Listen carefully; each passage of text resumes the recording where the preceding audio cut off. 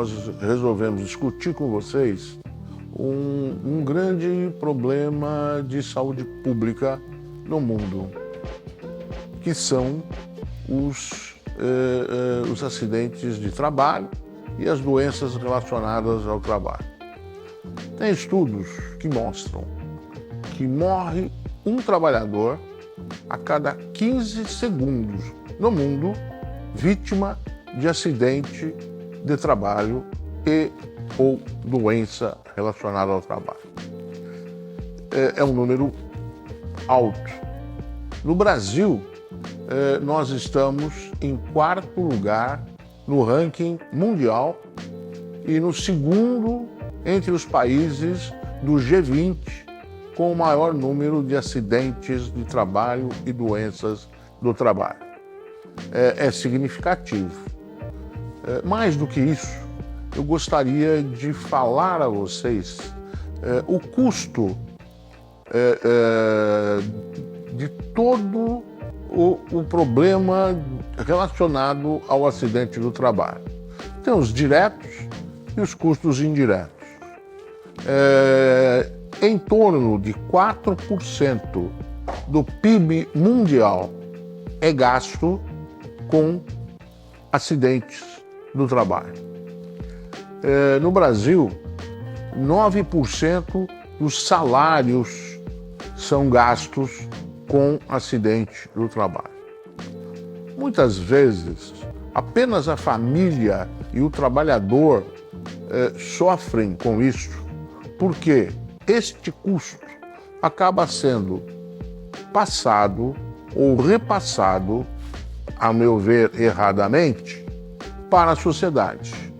Então, a Previdência Social é quem mais paga essa conta com relação aos benefícios previdenciários. E o SUS, que trata desse paciente que foi vítima do acidente de trabalho. É um número alto, é um número expressivo. E mais do que isso, o Brasil hoje em 4º lugar no mundo já foi o primeiro, na década de 70 e 80, tá? Era o primeiro lugar no ranking mundial em número de acidentes de trabalho. Por que melhorou? Por que diminuiu?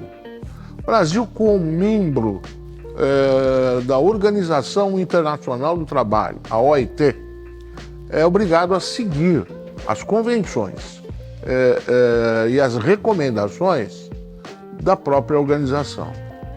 E com isso, as legislações que hoje a gente vê, né?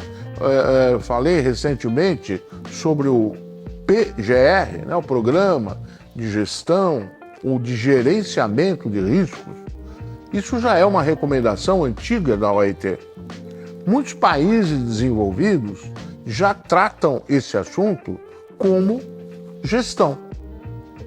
O Brasil ainda não, e agora provavelmente nós vamos iniciar uma nova era para tentar reduzir isso, né? É muito triste você atender e verificar dentro de uma empresa o acidente do trabalho, a repercussão do acidente do trabalho para esse trabalhador, para os colegas de trabalho, né? O impacto é muito grande disto, né?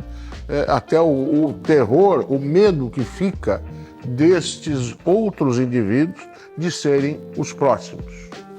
E quanto custa isto para todos? Mais uma vez, quem mais gasta com isso, além da Previdência Social, são os familiares. Tá? Então a gente entende que 25% desse custo fica com a Previdência Social, mas 15% é com esse trabalhador e com essas famílias de trabalhadores. O empregador não gasta nada? É lógico que tem um custo alto também para o empregador. Primeiro, aquele custo direto de tirar esse trabalhador do local de trabalho. Segundo, de contratar novo trabalhador para esta função, de treinar essa pessoa para executar a tarefa que era executada pelo acidentado. Os custos de produção que são diminuídos nesse momento por tudo o que ocorre. E também a demora de se fabricar ou de se produzir aquele serviço ou aquela peça com a mesma qualidade daquele acidentado que fazia a atividade. É muito triste, né? E o número é altíssimo de valores dispendiados pelo empregador também, né? Então, a gente tem a impressão que hoje devemos mudar a cultura do empregador, a cultura do empregado também, né? Eu lembro bem quando apareceu a legislação que obrigava a colocar um cinto de segurança. Foi traumática, porém hoje a gente não vê as pessoas andarem de automóvel sem colocar esse cinto de segurança. Custou para alguns, mas resolveu-se um grave problema. A mesma coisa deve acontecer com os agravos à saúde do trabalhador. A empresa é obrigada a detectar todos os riscos ocupacionais. Hoje, pelo PGR, pela nova NR1, nós falamos de perigos. Então, é obrigação da empresa detectar esses perigos e preveni-los, de preferência erradicando, removendo esse risco. Os riscos, a gente, só para lembrar, são os físicos, químicos, biológicos, ergonômicos e de acidentes.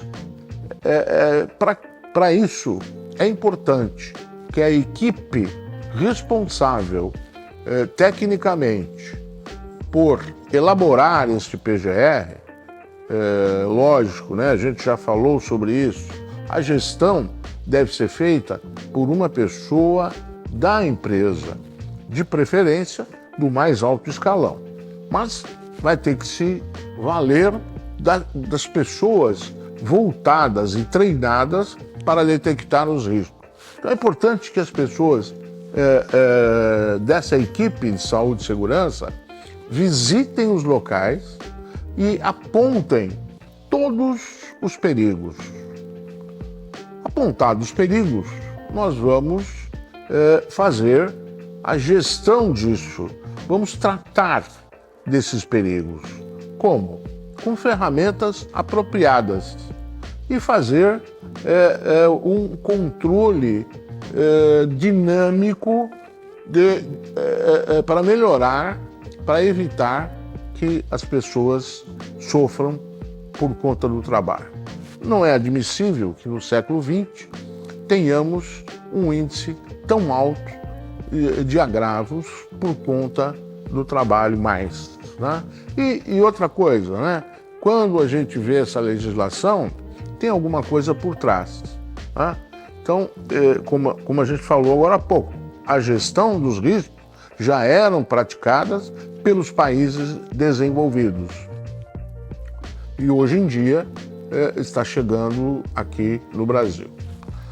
Existem estudos que mostram que a cada acidente grave ocorrem 100 outros com menor gravidade e 500 sem afastamento do trabalho, mas com lesões, com alterações nos equipamentos e na parte física das empresas. Ou seja, se nós contarmos que um acidente grave, nós temos 500 outros, se nós entendermos que em torno de 15 mil trabalhadores deixam o mercado de trabalho anualmente 15 mil pessoas, tá? Seja por óbito ou por lesões definitivas. Uma cidade de 15 mil pessoas passam a não poder mais exercer o trabalho remunerado. Também nós entendemos que esse dado é um dado oficial, é um dado da Previdência. Mas quantos outros trabalhadores não têm a tal da carteira assinada? Não são CLTistas e estão no mercado informal. Outro detalhe muito importante no nosso país: a subnotificação dos acidentes de trabalho. A comunicação de acidente de trabalho é muito subnotificada. Existe uma cultura que ninguém gosta de apontar aquilo que ocorreu dentro da empresa, por questões que não vou entrar em detalhes, mas bobas, né? Por quê? Como disse agora há pouco, cada acidente grave ou fatal, 100 outros acidentes com menor gravidade estão existindo e 500 sem afastamento com certeza estão existindo. Ou seja, se nós pegarmos esses 500 acidentes que não tiveram perda da capacidade laborativa, que ninguém ficou afastado, e estudarmos esse acidente, nós vamos chegar evitando aqueles 100 com lesão menos grave e aquele acidente fatal. Isso é uma mudança cultural. Isso não vem da noite para o dia, porém, aquilo que eu disse, né? Como o Brasil é obrigado a seguir a OIT, as recomendações, e uma hora a legislação muda. E com a legislação, a punição para aquelas pessoas que não as cumprem, né? Então, o que ocorre é isso. Mas, né, ainda o nosso trabalhador e o nosso empregador não entende muito bem, porque não é ele quem paga a conta. Quem paga a conta é a Previdência, na maioria das vezes, ou é o próprio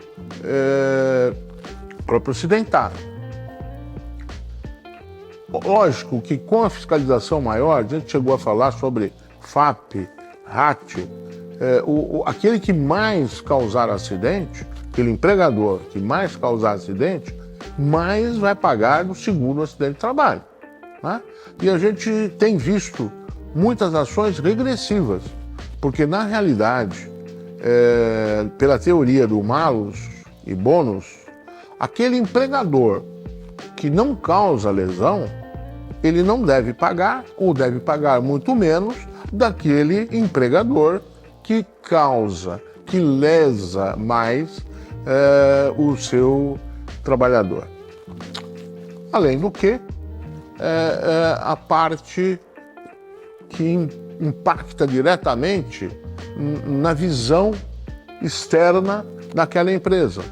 Hoje em dia, se procura muito as empresas que cuidam daquelas pessoas que trabalham ali dentro. É muito importante isso, não só para o trabalhador, o empregado, como para a família e para a própria empresa. É uma visão diferente. Então, eu tenho a impressão que nós temos que procurar trabalhar no sentido de evitar agravos à saúde. Como? Estudando os acidentes que não tiveram lesão e, principalmente, ouvindo aqueles técnicos que estão sugerindo mudanças e procurando trabalhar com uma gestão, com alguma coisa, o tal PDCA, né? Vamos fazer alguma coisa que seja para sempre, em termos de melhoria contínua do ambiente de trabalho e dos perigos. Hoje ficamos por aqui. Agradeço a atenção dos senhores. Se gostaram, procurem passar para frente esta mensagem que é muito séria e muito importante para todos. Obrigado.